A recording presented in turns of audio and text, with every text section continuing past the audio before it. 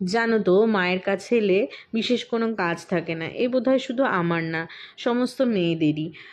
আমার এই বাড়ির পেছন দিকটা, মানে আমাদের বাড়ির পেছন অংশটা দেখো, সবুজে সবুজ, অনেক গাছপালায় ভর্তি, অনেক গাছ, নারকেল গাছ আছে, আম গাছ আছে, জবা ফুল গাছ, টগর ফুল গাছ, গাছে ভর্তি। ওই যে দূরে আম গাছটা দেখা যাচ্ছে, অনেক আম হয় জানো, প্রত্যেকবার হয়। আর এই দেখো আমার মা এদিকে পাবদা মাছ রান্না করছে, আর কড়াইতে তো দেওয়ার সাথে সাথেই বিস্ফোরণ চলছে, এই যে হয়েও গেছে।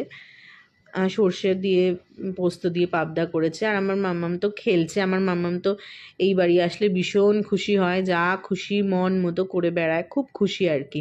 আর এই দেখো বলছিলাম না ব্রেকফাস্ট করব এখানে এসে, এ দেখো এখানে মা বলছে এটা খা ওটা খা, আমি বলছি না।